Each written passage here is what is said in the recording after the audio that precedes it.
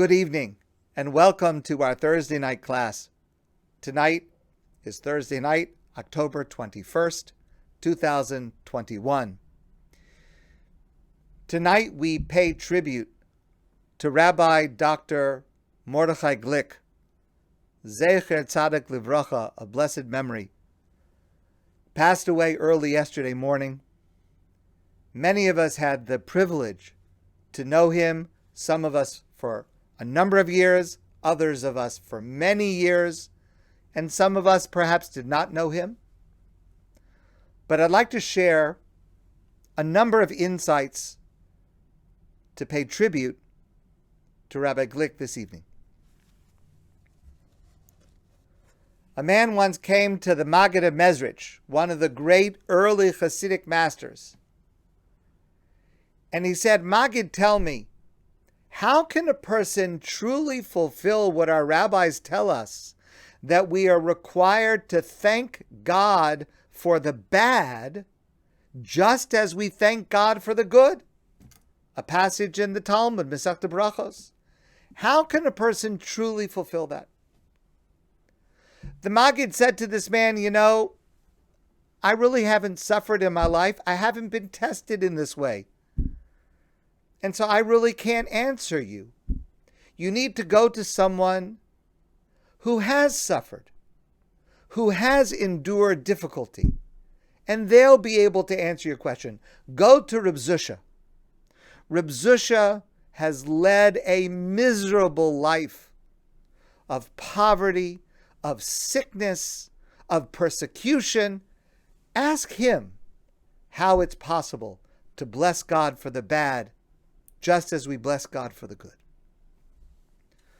The man went to Reb Zusha, told him that the Maggid had sent him, and he asked his question. And Reb Zusha said to him, I don't know. I've never been tested. I've never suffered. Find someone who has suffered, who has been tested, and perhaps they will be able to answer your question. Marcy and I had the privilege to visit Rabbi Mordechai and Nina Glick last week, just days before he passed away. I will forever treasure the opportunity I had near the end of his life to tell Mordechai how much I love him, how much I have learned from him. It was painful to see him suffering, ravaged by disease, with difficulty breathing, difficulty speaking. And Mordechai said to me, I am blessed. He said to me, of all the problems I might have, this is not so bad. Mordechai's outlook on life mirrored that of David HaMelech, King David, who wrote the famous lines in Tehillim and Psalms. Hashem roi lo echsor, God is my shepherd. There's nothing that I'm missing. God is the one who's taking care of me. He's looking after me. I'm not missing anything. Gam ki elech begeitz al maves, even though I walk through the valley of the shadow of death, lo ira ra, I will not fear evil. Ki ata imadi, because you, God, you're with me. Mordechai knew God was with him. And Mordechai knew God loved him. And though objectively his life contained an inordinate amount of loss, tragedy, illness, and suffering, his life was also filled with joy and fulfillment. And Mordechai knew he was blessed. Hashem roi lo echsar. God was his shepherd, leading him, caring for him, worrying about him, and Mordechai did not lack anything. Mordechai was a leader in our community in Montreal for decades. He served and cared for the members of his congregation, Ahavas Yisrael. He served his patients as a therapist. And he served his students as a professor. Professionally, I learned so much from Mordechai. Among the Montreal rabbis, he was at the vanguard of numerous controversial topics on which he took courageous stands in the face of adversity and controversy and pushback. Mordechai taught us about the dangers of sexual predators, especially when they're dressed up in the disguise of a religious Jew. Mordechai taught us about the tragedy of domestic abuse, and specifically for rabbis, he shared how to recognize the signs of domestic abuse and how we could respond in a sensitive and helpful way. And often that response is counterintuitive and needs an expert to guide us in how to take that action. And Mordechai provided that expertise. Mordechai taught us and was himself a paragon of honesty, Torah, business ethics, and so much more. I actually started learning from Mordechai before we met, before we came to Montreal. 25 years ago, I was listening to recordings Mordechai made on marriage. I didn't know who it was, but I was profoundly moved by the lectures and Divrei Torah that I heard. Allow me to share the first Dvar Torah I learned from Mordechai.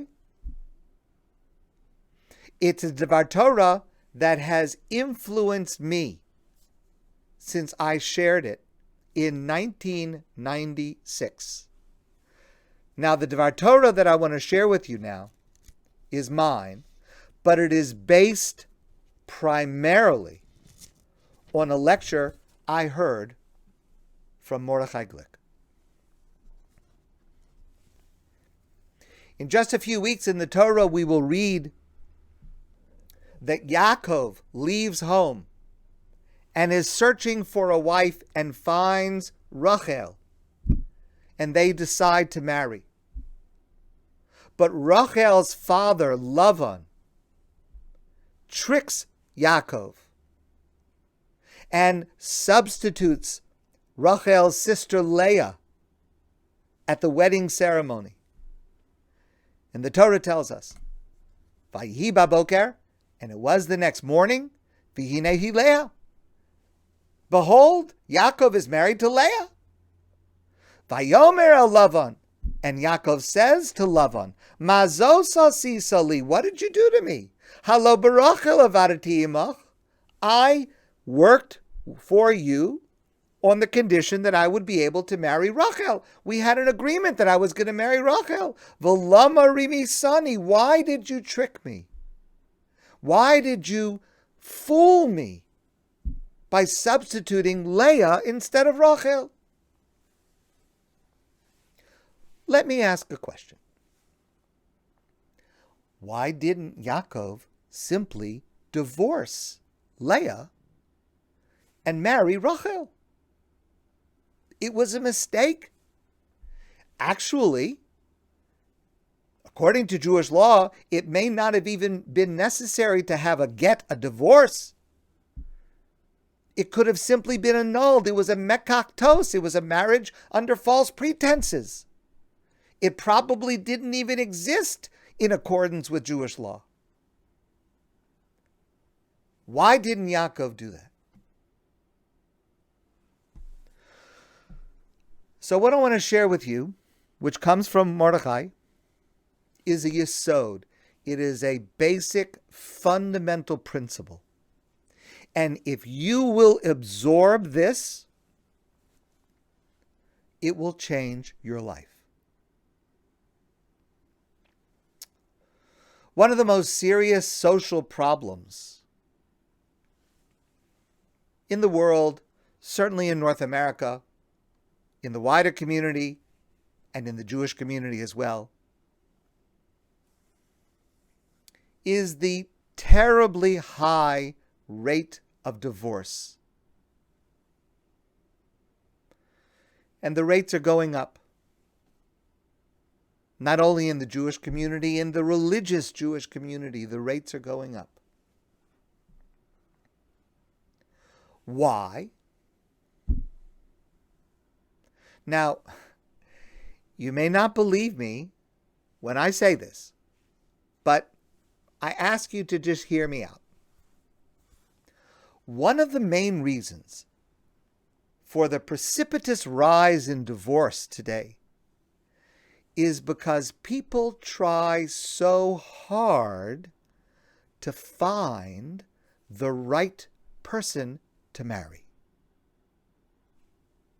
It sounds crazy, right? I know, it sounds crazy, but allow me to explain. Many Jewish people have this notion of bashert. Bashert, it's meant to be. I have to find my bashert. If I find my bashert, I'll be happy. It'll work out. It'll all be good. And if it doesn't work out, it means I did not find my bashert, the one who was meant for me. That is tragically false. It is a misunderstanding of a passage in the Talmud. What the Talmud actually means we'll leave for another time. But let me demonstrate the falseness of that proposition. Take this scenario. Imagine in your mind for a moment a recently engaged bride, a kala. And you ask this young woman, tell me, why did you decide to marry this person, this chassan, this groom, this young man? Well, you might hear something like, well, because I love him. He's the right one for me. We fit together. Now, if you press for details, but okay, you love him, but what about him do you love? Well, you may hear a list. You may hear he has wonderful personality traits. He's an altruistic person. He's idealistic. He has a good sense of humor. He's handsome. A long list. But what happens when those factors change? What happens when he gains a little weight and loses a little hair and is no longer so attractive? And then when things go badly at work, he comes home depressed, in an ill humor. Well, what happens is there's a crisis. This is not the person I married. And it's true. It's not. Because there is a reality people change. A person is allowed to change. Change is part of nature. It's part of human nature. Our emphasis on trying to find the right person to marry, and we investigate the background, and we analyze, are we suitable? Do we have a similar outlook? Does this person have the qualities that I'm looking for? Are we compatible? That approach is largely mistaken. Because even if you know every detail, it won't help. Because in 5 years, or maybe in 5 weeks, you will not be the same person, and he will not be the same person. What makes a marriage work is not finding the right person. What makes a marriage work is being the right person. Marriage is difficult. It's hard work. We need to say that loudly, and we need to say that often, because many young couples think at their first inevitable serious problem that they failed. I thought I found the right one, but I made a mistake. It's not the right one. The marriage is over. For a marriage to be solid, to lead to intimacy, it can't be held together by love. It requires commitment. Commitment to compromise.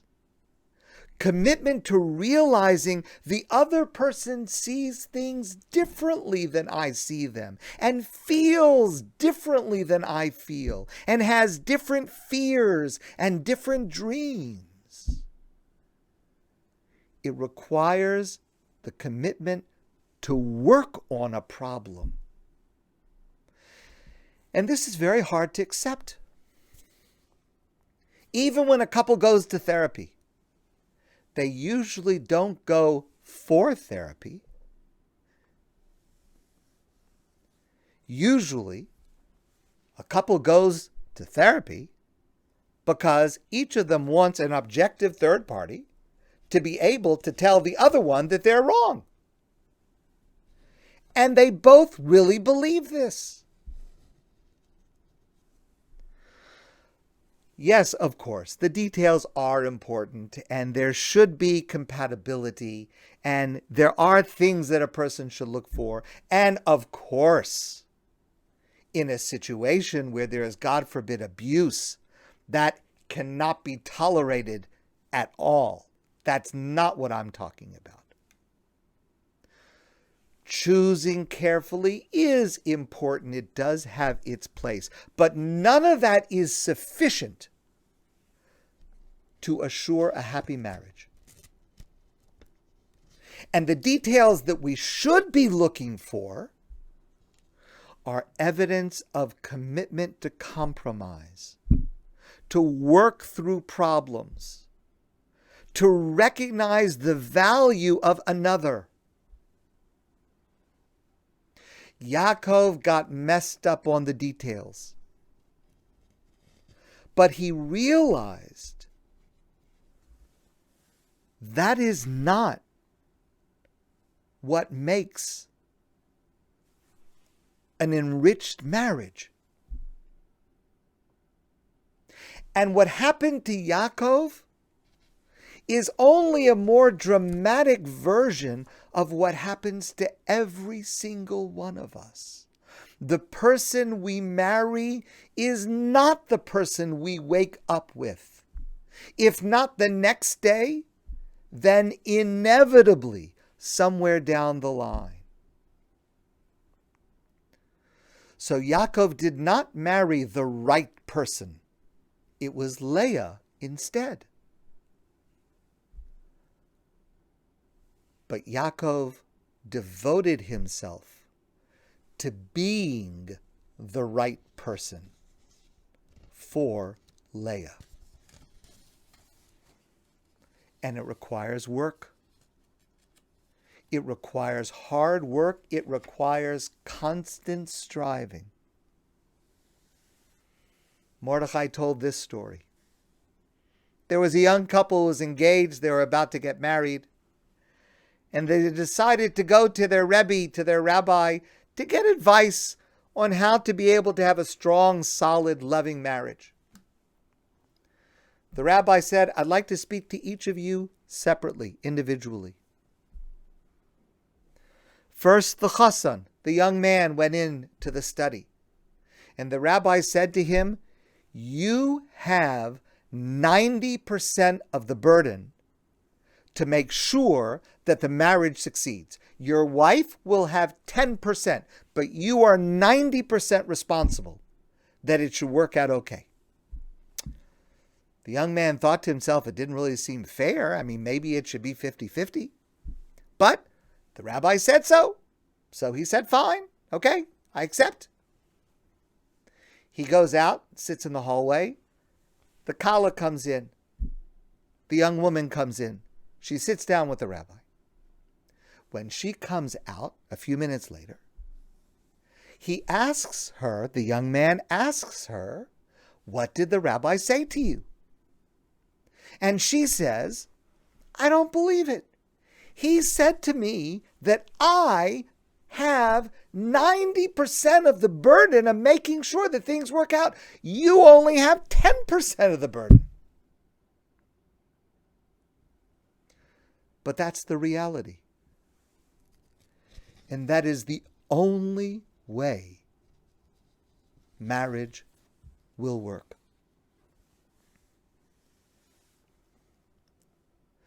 Mordechai did not just teach that. He and Nina lived it.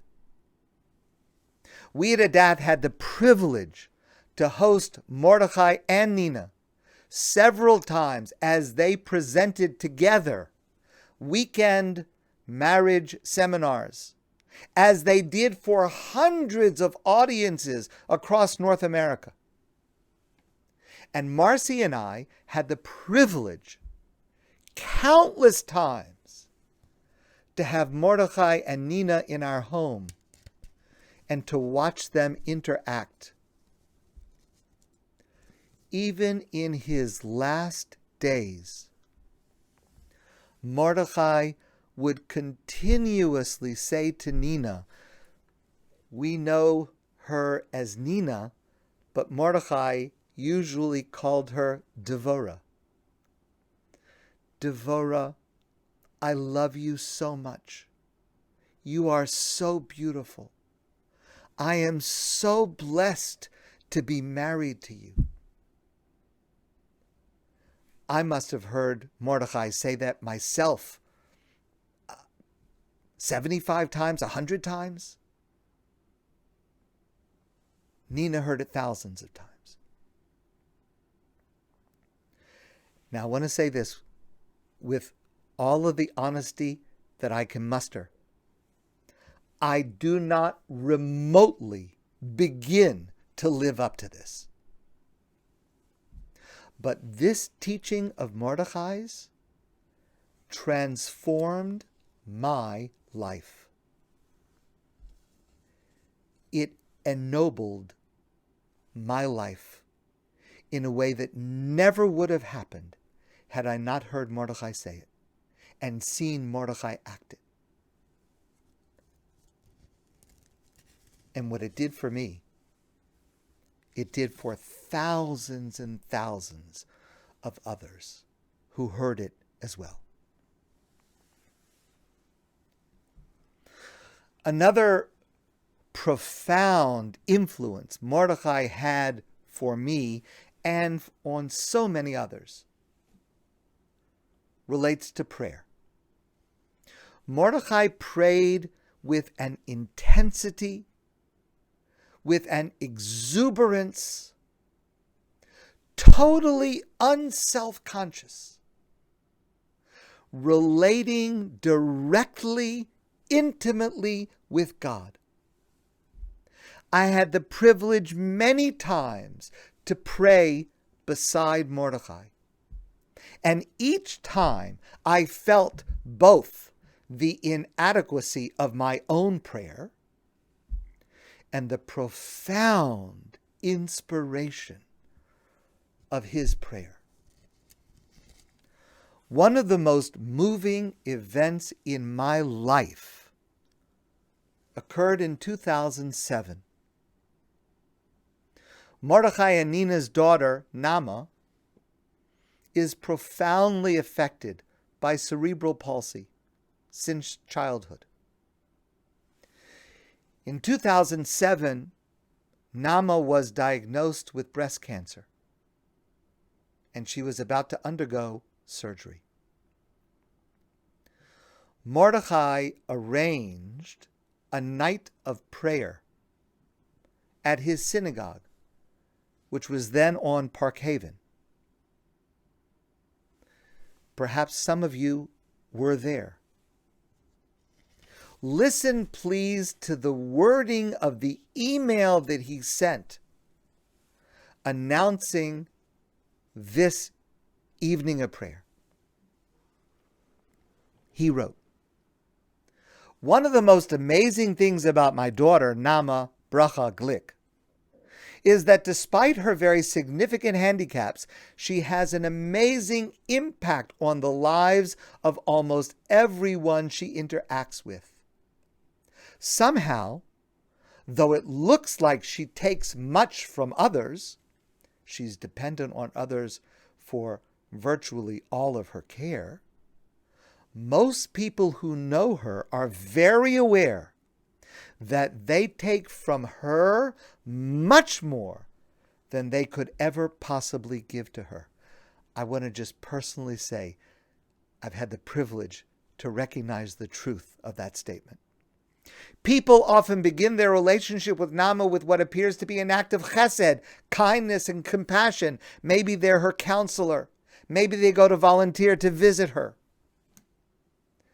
The chesed motivation quickly evaporates, however, as people very quickly realize that their investment of time and effort pales in significance compared to the enormous love and joy that they receive from Nama.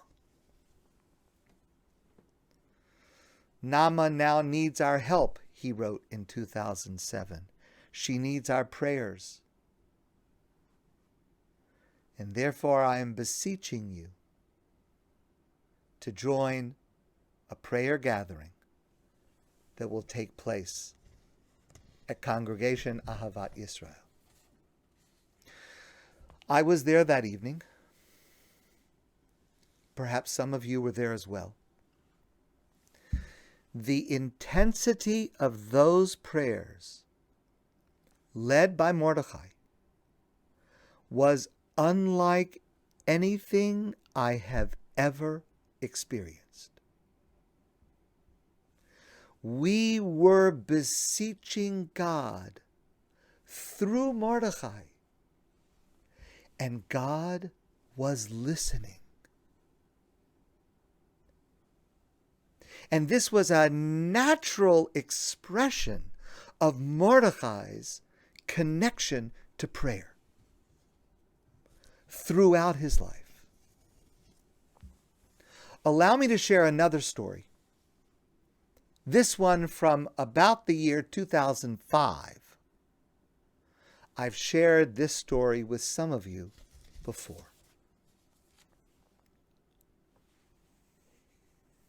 So the first part of this story is more well known, and you very well may know about this. It was public. In 2005, Mordechai and Nina have a daughter and son-in-law in Rochester, New York. The son-in-law's name is Dr. Baruch Eisenberg. At the time, he was 44 years old, and they have 7 children. On a Sunday morning in May, Baruch collapsed and stopped breathing. By the time I managed to reach Mordechai that afternoon, he was in his car driving to Rochester. He told me it didn't look good. He understood from the doctors that his son-in-law was brain dead.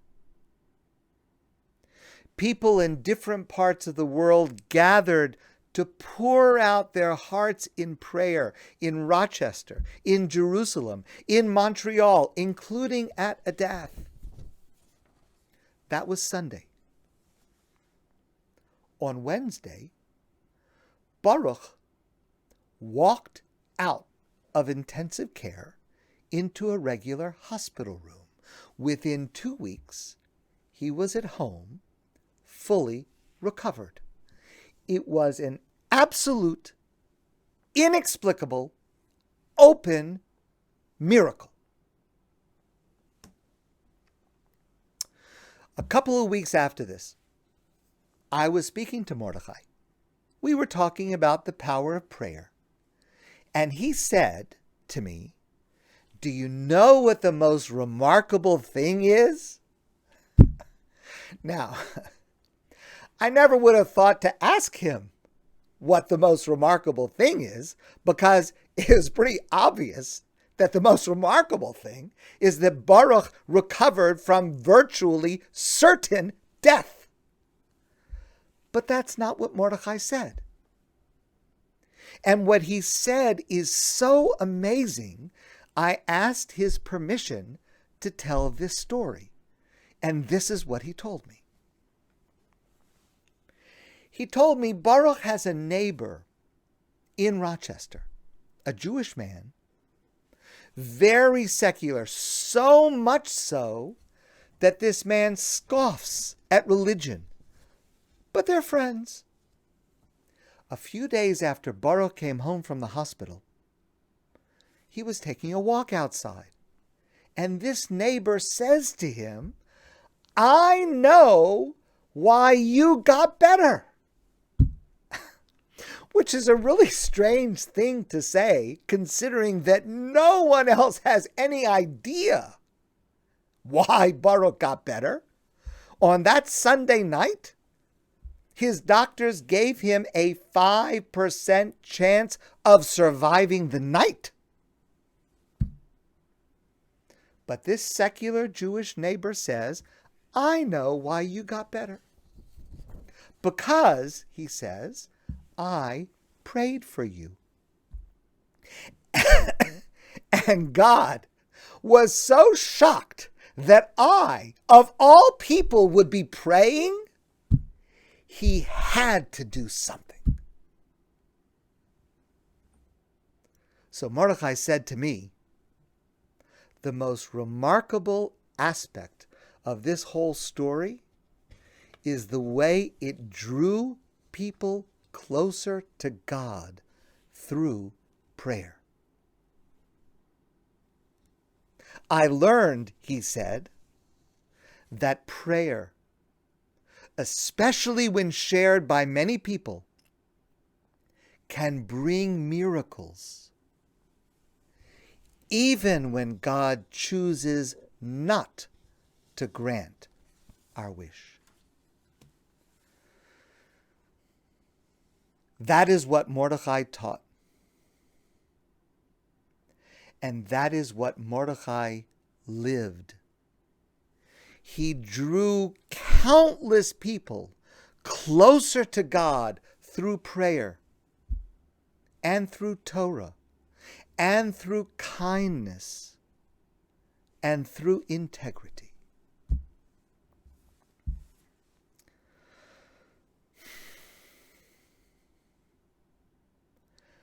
I am heartbroken at the loss of perhaps my closest friend. I am bereft of perhaps my most impactful teacher and mentor. And I am blessed beyond words for having Mordechai in my life. Rabbi Dr. Mordechai Glick, his legacy blesses and enriches his beautiful family and everyone privileged to dwell in the comfort of his shade. My friends, thank you very, very much for joining this evening. I wish you a good evening, a beautiful and joyous Shabbos. And I look forward to seeing all of you soon in person.